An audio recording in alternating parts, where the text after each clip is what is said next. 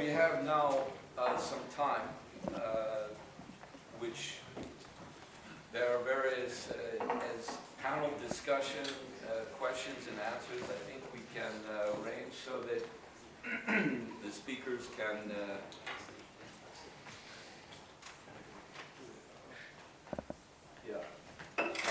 that the ambassadors can come and sit in order to discuss and answer questions, if that's possible. I don't know. Well, yes, for Ambassador of Egypt, Ambassador of China, Ambassador of Ethiopia, and also our speaker from Mr. Sebefalo, as well as the three speakers from the last session.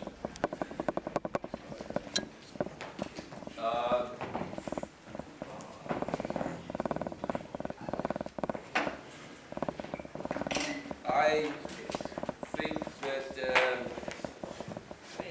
there's a couple of points that I would like to make to perhaps provoke some questions and discussion.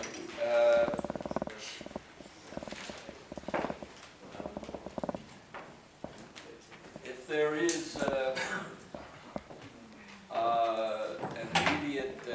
immediate thought or question that people have now, we maybe could take one. But what I wanted to say, just briefly, in order to highlight the comments and the point that my colleague, Mr. Askari, made about this question of climate change. Well, climate change is not a new thing. Climate change has been going on for some millions or billions of years, and it continues to go on. So it's not news that there's climate change. The issue that is being put into the agenda, the political agenda, is the idea that climate change is caused by human beings, which obviously is not true. Climate change is going on. Human beings have the possibility to respond to climate change. And what ways that will be done is very much at issue. The idea that is being pushed right generally by the media and by the cover girl, the Swedish cover girl for climate change, Greta Thunberg, is the idea that time is running out if it hasn't already run out. It's a hysterical type of movement to the idea that the end is near. Well, there is an end to a certain type of system which is collapsing. That is true, but we are giving people the opportunity for a new way of thinking. And just to make a point on this question, for example, of coal production, which is crucial for electrical production in Africa. The energy minister of South Africa recently said, she is and they're the national chair of the ruling African National Congress, said bluntly, energy is the catalyst for growth. They even want to tell us to switch off all the coal-generated power stations. Until you tell them, you know we can do that, but you'll breathe fresh air in the darkness. Now, I mean, there were other statements that were made at this conference recently in which it was identified that in attempting to impose these climate restrictions on Africa regarding use of coal-burning power plants is criminal. And these are the words from the Africans themselves. So the question now, in light of this discussion, is very much how can we refocus the political and economic thinking in Sweden to address questions that have been put on the table here by that Your Excellencies, the ambassadors, as well as the speakers. And I would welcome at this point if people have some comments. Yes. Could you please, if possible, if you're not opposed, to please state your name and your affiliation before you make your question. My name is Andrew Kibedi. I'm a Ugandan. I'm situated in New York and London. I'm an investor. There's a big elephant or gorilla in the room as well as Uganda gorillas. I've been all over Africa for my investments, and mostly I trade commodities. I don't know how many people have been to Congo, but it's something. And what I want to talk about is corruption. Because you can go to Congo today and you find airstrips in the middle of the jungle. And I mean literally in the middle of the jungle, we see Congo planes flying out with diamonds, God knows what's coming out of that country. It's said that, okay, China doesn't meddle with governments, etc. But how is China or other people, or even within the ambassadors from the different nations of Africa, how are we going to deal with internal corruption? Because that is probably what's hurting Africa the most, is leaders who are getting or officials, etc., letting do that. We have the same problem in South Africa. We just built a big, they would for a long time have been an airstrip there that I thought was a national airport, but it's cargo planes with minerals, God knows what. Okay, thank you for the question. Did you have a particular... I don't know, look and choose. What's that corruption? Okay. Do we have a moving... Yeah, yeah. There were several points that... Yes, Ambassador? Yeah. 腐败问题好像我是学国际政治的，研究各国的政治。大学的时候，研究生的时候，好像各国都提腐败和反腐败的问题。 Well, I came from an academic background of international politics in university, and I remember it's on almost every government's agenda, corruption and anti-corruption. 所以我当时在一边研究世界各国的政治体制，一边就得出结论，好像腐败，这个在各国都不同程度的存在，自古至今都是不同程度的存在。 Well, actually, one conclusion I got from all these academic years is that corruption is a phenomenon that exists to varying extent in different countries and throughout human history. 但是尽管如此，我们必须同腐败做坚决的斗争。 Despite this, we must have a resolute fight against corruption. 轻视腐败，轻视人民的利益，轻视一个国家的体制，甚至可能导致一个国家的毁灭。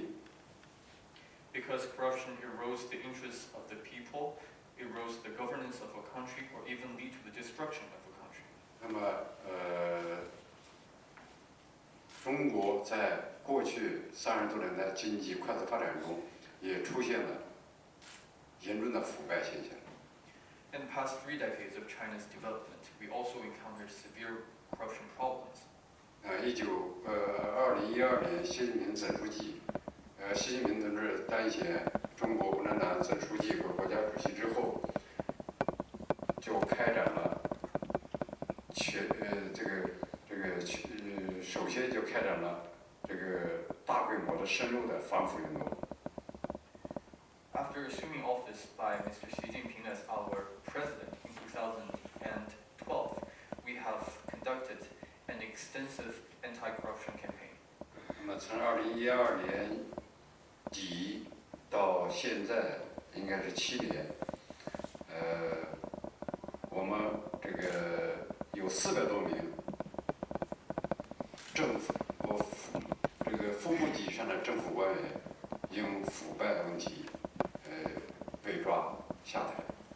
In the past 7 years, since 2012, there have been over 400 government officials above vice ministerial level that have been arrested for suspicion of corruption. 那么，我们过去陪领导人，组织安排领导人出访，其中都有这个政府部级官员，我所认识的就有好几位被抓进去了，审判了。 Well, I came to know a couple of corrupt officials that have now been arrested throughout the trips that I accompanied our president and premier in their foreign visits. 所以我认为，反腐败首先需要国家领导人的政治决断、政治决心和毅力。 So I believe what it takes to counter corruption the most is a very decisive and strong leadership of the country. 第二，要有建立健全严密的这个技术和严密的技术监管手段。 And the second is a very sound and stringent technical and structural monitoring system. 那么我们一边全力反腐，一边大力建立健全这些对官员的这个技术监管手段，使他的这个收入，甚至他的公开的活动，都是在阳光下运行。 We are working hard on one hand to fight corruption, and on the other, we're also working very hard to improve our oversight system to make sure that the income and also activities of government officials are in a transparent environment. 你比如我现在在这儿当大使，但是我的每个月的收入是多少？那么一年的收入是多少？我重要这个有多少套房，有多少存款，都在监管部门的监控之下，他们了如指掌。 Taking myself as ambassador as an example, my yearly income, my houses back in Beijing, and all of my money in the bank, they are under the monitoring of our supervisory bodies. 如果我的银行存款超出了我的合法收入，那么我们的这个监管部门就要找我了。 Well, if the money I have in the banks exceeds the appropriate range of my income, then I will need to talk with the supervisory body. 这是第三，就是要建立这个政府官员这个财产申报制度。 And the third important thing is to have a system of declaring asset and income of government officials. 我们每个政府官员，到年底很快了，今年又很快了，都要向政府监管部门、反腐败部门提交自己的这个财产收入报告。 In our system, approaching the end of the year, every government official is obligated to declare the assets and the income earned in the year. 然后，这个反腐败监管部门要根据他们掌握的这个通过技术手段掌握的情况，来跟我们个人自己主动申报的来比较。 Then the anti-corruption entities will match what I declare with with the information they get on hold through their channels. 如果我申报的收入，申报的住房、申报的银行存款少于他实际的在银行的存款和这个监管部门掌握的我们的住房的数量，那就是要受到纪律的处分。 Well, if what I declare does not match the information that these entities get on hold of, then I will be punished or brought accountable to to our disciplines. 我们是如果自己申报的收入少于3万元人民币，那就要采取行政处罚。 Well, if the gap is more than 30,000 RMB yuan, then we will receive administrative punishment. 那么如果自己申报的收入比监管部门掌握的要多于超过3万元以上，那么就构成违法犯罪。 Well, if it's a lot more than 30,000, then it will be criminalized. 所以我想呢，这个反腐败，第一要国家领导人要有政治决断，第二要有技术监管手段，第三要靠政府官员个人的自觉。 So I believe it really comes down to three things in anti-corruption. That is, first of all, a very strong and decisive leadership of the country. Second of all, a sound technical monitoring system. And third, the self-willingness of government officials. 当然，联合国有反腐公约，各国也可以在联合国反腐公约框架下开展反腐败经验交流，开展反腐败合作。 And of course, the UN has a convention against corruption. Countries may very well work together against corruption under this convention too. 那么，刚才我同意刚才有的讲的，像瑞典有些人批评